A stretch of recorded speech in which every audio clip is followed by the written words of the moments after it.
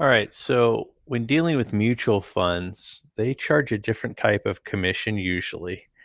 The commission is the mutual fund is either a front load fund or a back load fund or a no load fund. And what that means is you pay a fee to buy a mutual fund if it's a front loaded fund, and you pay that fee on the amount that you invest. So you take the load rate or the percentage times the amount that you're investing in the mutual fund.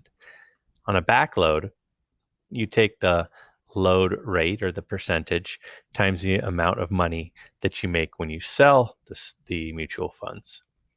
Or you could do a no load fund, which there's no fee when you buy it or when you sell it. You just pay the regular commission to the stockbroker for the transaction.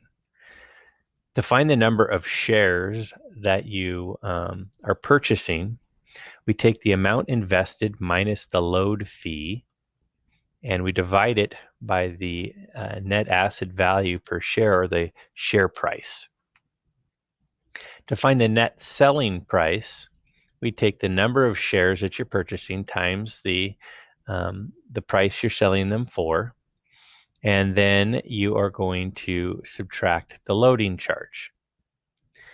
Lastly, what you're going to do, the other thing we want to know here is the profit or loss amount. We take the net selling price, which we just found above, and we subtract the amount that you invested originally.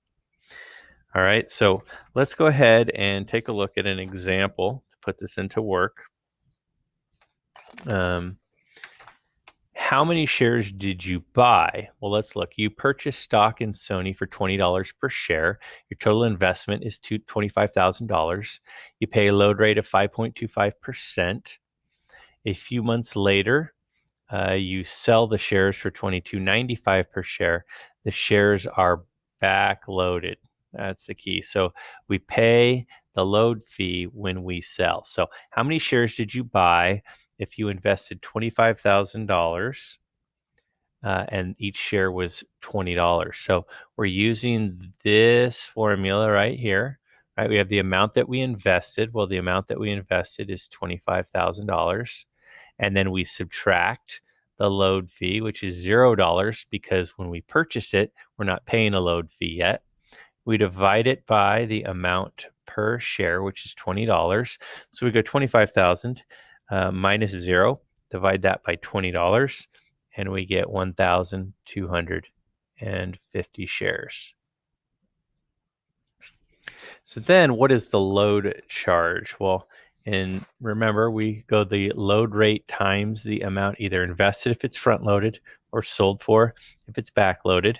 So what I'm going to do here is I will take the load charge. In this case, the load charge is 5.25%. So I'll go 0.0525. I'm going to multiply that by the amount that I'm leaving with. So it's going to be 1,250 shares times the amount that I'm selling them for, which we said there is $22.95. So $22.95.